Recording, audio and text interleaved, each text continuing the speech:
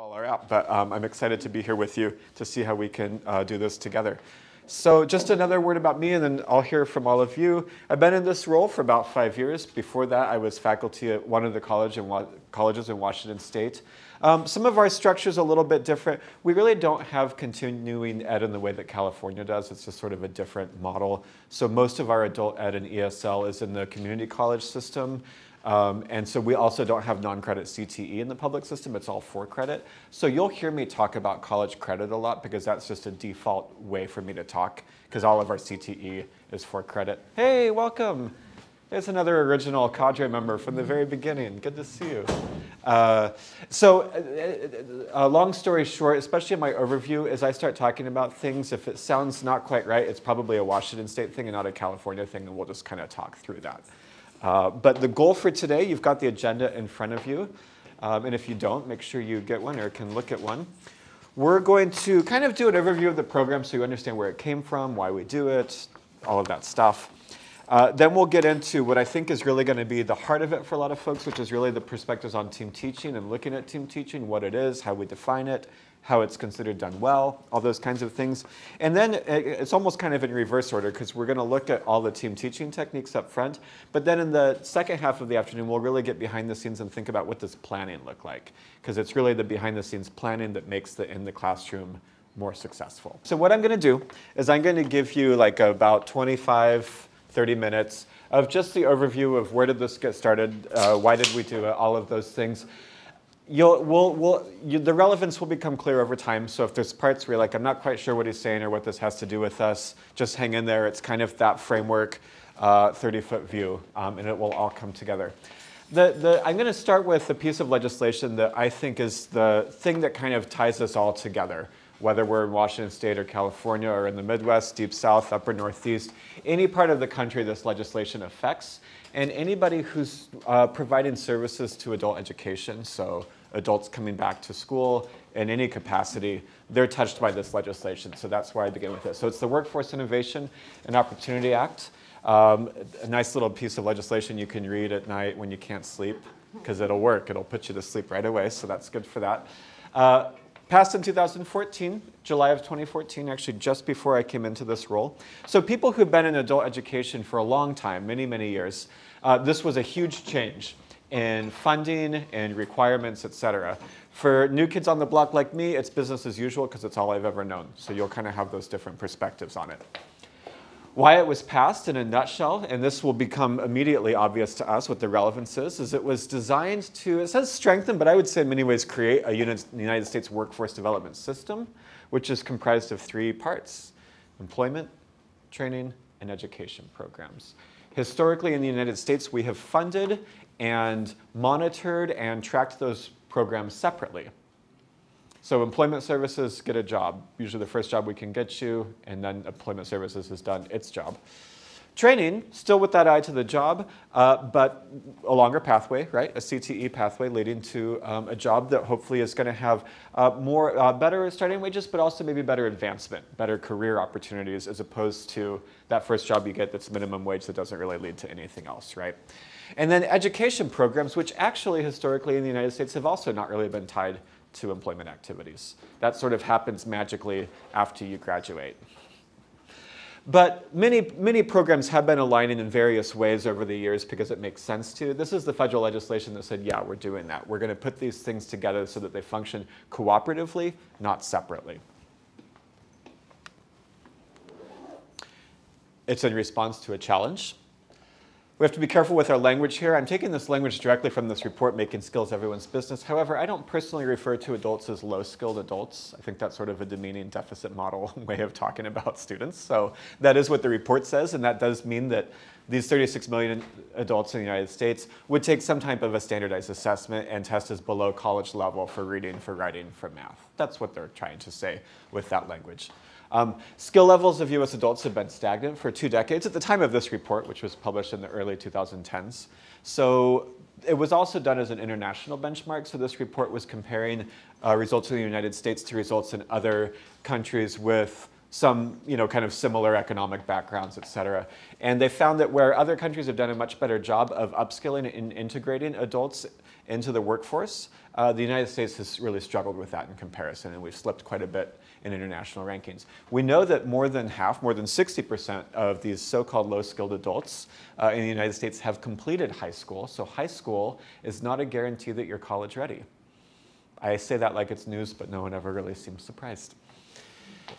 And then 2/3 of all jobs, and this number is going up, not down, in the US will require more than a high school credential. So a large part of why adult education changed too is because adult education was originally built and funded on the model that if you are an adult who's returning to school, by which they mean that you haven't completed high school, or you are coming to the United States as an English language learner, it used to be that a GED was a gateway to okay work.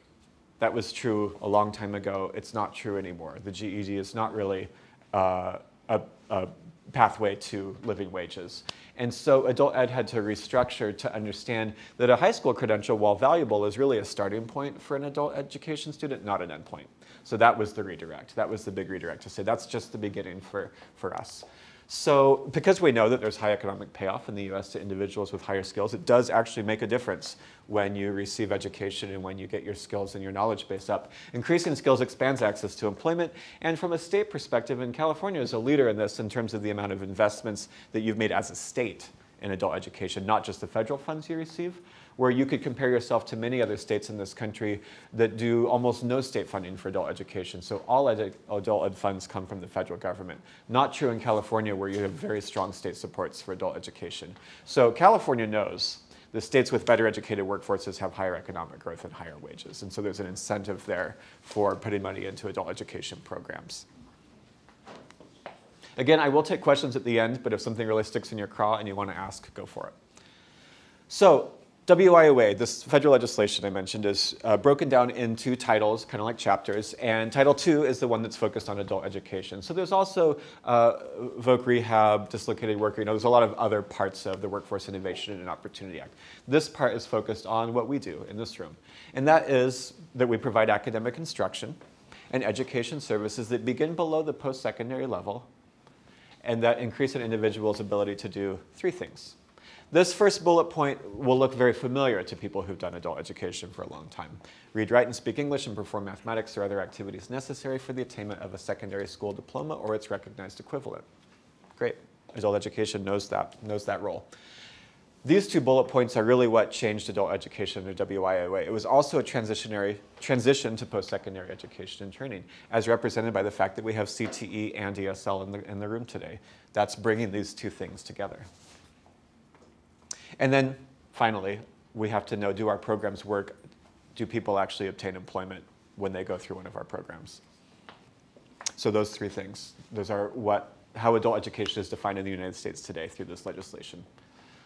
So we come to IBEST, which you've all done or touched or are going to touch in some ways, in which we've been doing in Washington State for 15 years. So it actually predates WIOA by quite a bit, because we've been doing IBEST in Washington State since 2005, 2006. Actually, the writing of WIOA, the lead sponsor of that bill, was U.S. Senator Patty Murray, who's a Washington State senator, and she actually corresponded with our office in the writing of the Adult Education Plan. So IBEST actually informed the creation of the Workforce Innovation and Opportunity Act because it remains our most successful delivery model. I would actually modify that to say our only successful delivery model. Our only successful delivery model that truly moves, again, pardon the language, but adults beginning in that below post-secondary space into living wage jobs. And we have the data to show that it does work and that it works much better than anything else that we've tried. And as you've heard already in the room today, when it works as it's intended to, it works really well. But it can be kind of a bear sometimes to get moving in the place that you want it to get, because there's a few moving parts. So we're going to talk about those moving parts. The first one is that IBEST transforms the world of adult education through contextualization. So people who do adult education have to get a handle on what that contextualization means and how to have that inform their curriculum and their instruction. Two, really the biggie and the focus for us today is that IBEST taps the combined expertise of faculty through integrated team teaching. So we'll be spending a lot of time today looking at what do we mean when we say team teaching, what does it look like? Third, and I'm so glad that we've got student advocates, counselors in the room today, because this is an equally critical point. It's just not one that we'll highlight quite as much today, because it's just not our focus. But IBEST provides wraparound support and navigational services to promote student retention and completion. We don't use the term counseling in Washington State. We use the term navigation. So it's a different model with, I think, some different job duties. But the idea in IBEST is that students have what we call navigational support to help them navigate complex bureaucracies, being co-enrolled in multiple programs, et cetera, to support them along their way. So I do want to take you, like I said, back to the beginning. Now that we have the overview of the Workforce Innovation and Opportunity Act, which is what brings us all together, different states, different policy environments, but we all have that one legislation that unites us. And now I want to take you back to where and how IBEST began. It began in 1999 when we did a study. 1999, we tracked 35,000 working age adults in our system, in our community and technical college system. And remember, adult education is primarily in our community and technical college system, not in K-12, and only in a few community-based organizations. So we tracked these adults for 5 years. They were the population that we serve. Some had a high school credential, but you know the story. You got your high school credential, you did other things for 20 years, you came back to school, you were pretty rusty, right? So had a high school credential or less, or were English language learners. We know this is a very large, loose bucket, an English language learner, somebody who's learning the English language. Well, did they leave their home country with a PhD, or did they leave their home country with a third grade education? So that's going to really impact who those learners are and what their needs are. So it's a very big bucket, but it's students who are enrolled in adult basic education or English language acquisition programs, and in some cases those dev ed classes where somebody's at a college campus and they've paid full tuition, but they're getting pre-college coursework in English or math. So that's who we studied. What we found, and again, we're going to have to do some state-to-state translation here because we're working in a different environment here, but what we found for these students, to jump to the end of the study, to the results, is that when a student earned a year of college credit and a workforce credential, that was their gateway to living wages. Remembering that we don't have parallel non-credit CTE tracks, they're all college credit.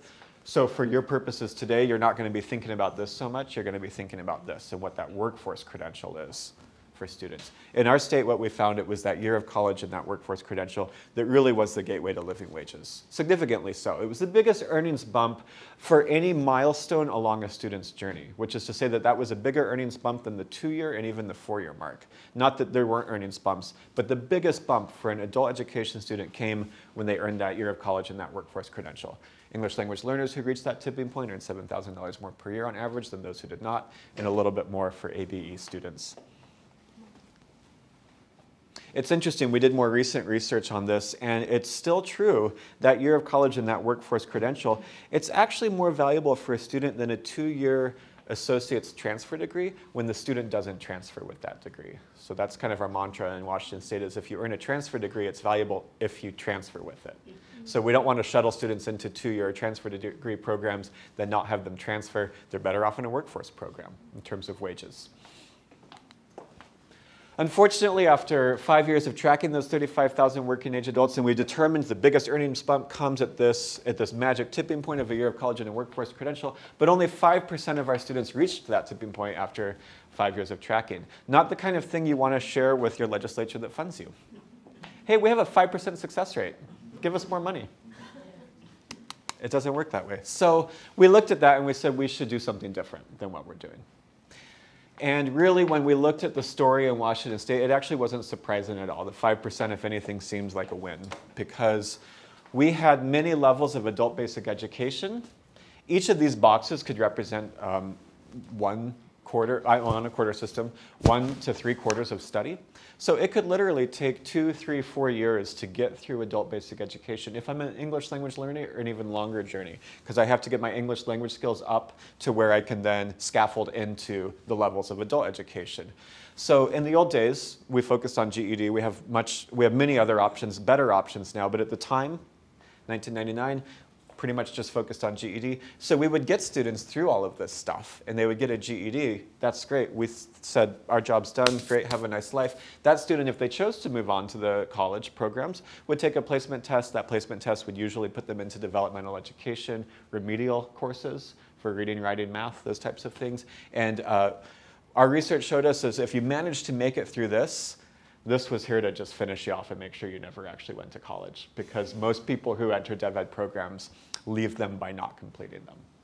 And they have kids, and they have oftentimes multiple jobs, and they've got crazy lives. And decontextualized skills in reading and writing and math are not particularly motivating for students. And so they don't make it through because they don't see what is this tied to? How does this actually help me move forward in my life? And that motivation isn't there. So we, once again, looked at this picture and said, what can we do differently?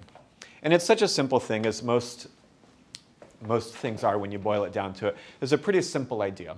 It simply said, can we take basic education and the activities that we do in our literacy programs of old, can we take basic education and can we do it at the same time instead of before skills training in a CTE program? Can we do it at the same time instead of before? So my memory for this slide is to just say alongside, not before. Because our numbers show us before usually means never. Before usually means you will never get to the skills training. So that's what iBest, if you wondered what iBest stands for, it's not a Mac product. It is Integrated Basic Education and Skills Training, right? The most commonplace thing in the world once you see it, iBest. Integrated Basic Education and Skills Training, bringing those basic skills into that skills training environment.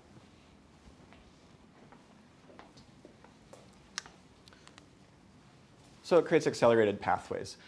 By shortening that pathway, by matching up the basic skills to the skills training, we're much less likely to lose the student to life circumstances. We can support them to completion, and they can get there faster and reaching the tipping point and beyond.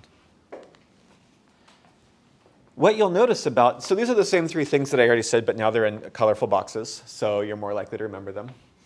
Thank you for the laugh. Contextualization, team teaching, navigational support.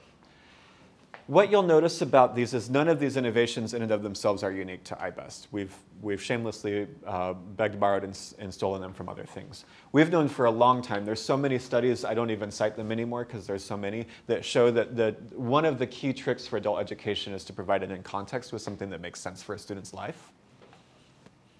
So we said, yeah, we should be doing that.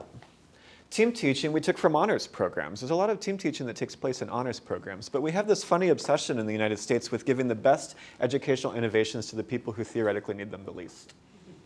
And so iBest said, what if we gave those great practices to the people who theoretically need them the most? And so we said, let's get some team teaching in here. Okay. And then navigational support, the idea that for many of our students who are first-gen students, first in their families to pursue education past the secondary level, and that our bureaucracies are pretty complicated. I mean, I can barely navigate life in terms of from a paperwork perspective. And so for many of our students, especially when you throw language barriers into the mix too, it can be very, very tedious. It can become a full-time job just to navigate the services that are designed to get you a full-time job. And so we provide support for that.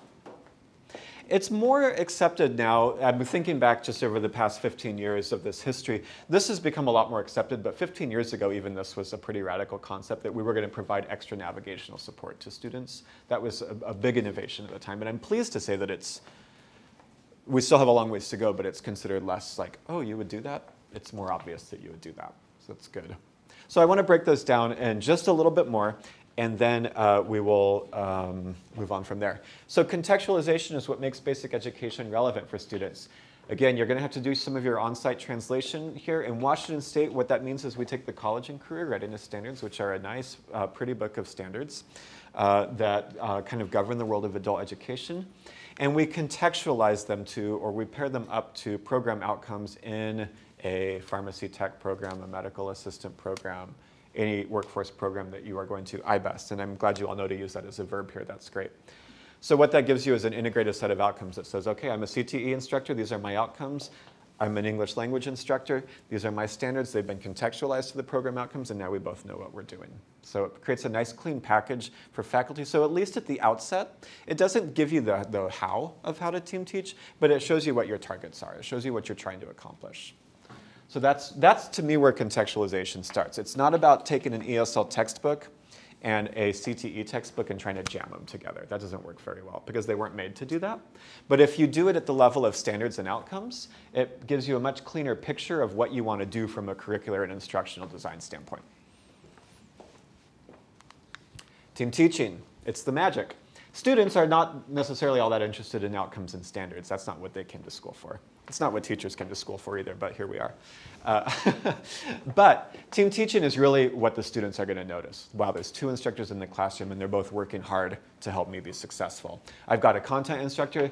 That's the person who's really the field expert in that area, that field of study that I'm interested in.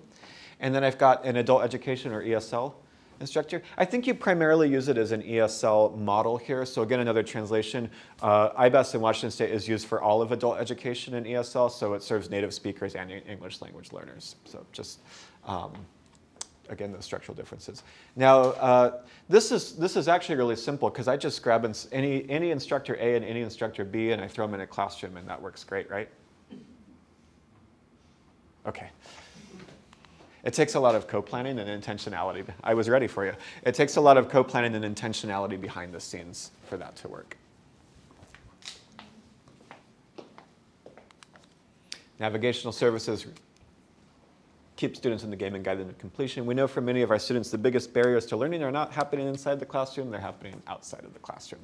So students need help with intake and advising, funding and support services, transportation, childcare, coaching, mentoring, positivity, staying in the game, all of that stuff. There are many more bullets along that journey, but those are some of the big ones that in our system we say navigators assist students with. And it's really helpful. Our navigators do kind of light advising, but we have separate advisors, and it really depends on the campus. Some of them it's all union negotiated, so some of them the faculty do the advising. In other situations there are advisors who do the advising, but the navigator helps connect them. And it's really important for advising to know the program, otherwise they don't know whether it's a good fit for a student or not. So again, I'm really glad to know that that's in the room today. We're moving pretty quick through this. That's good. We wouldn't do this if it didn't work. We would just do business as usual. It would be easier. But it does work, so that's a good thing. So according to Columbia University's Community College Research Center, which is kind of the main community college research arm in the United States, IBES students were 3 times more likely to earn college credit when compared to students in traditional basic skills programs, and 9 times more likely to earn a certificate or degree when compared to students in traditional basic skills programs. So for you here today, you're looking at that certificate probably and thinking, yeah, that's a pretty good number. That study, of course, is available. I have a website. It's a simple IBES website, and that study and more are available on it for people who want to do that deeper dive. In kind of a comparison, and this data sounds a little old, but it stayed pretty consistent over the years, so I've just sort of stuck with this number. In 2014, adult education providers served about 50,000 students in Washington State, statewide, and all of our 41 funded adult education programs. About 4,000 or 8% of our students were in IBES. So it's not like we've got every single basic skills student in an IBES program. That number has since gone up to about 12%, so that's good, so we're making progress. But this is all students, including like ESL level 1, ABE level 1, which is too early for IBES, right? So it's including all of our students.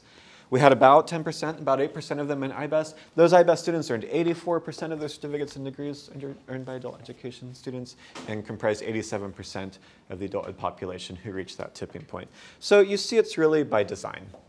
Students generally do what we ask them to do, more or less, and they tend to go down the paths that we allow them to go down. So in the days before IBES, we didn't have a path that we had created for students, so they didn't walk down it. There was nowhere to go. We've since created that path, and students walk down that path. So I think that structure is really key.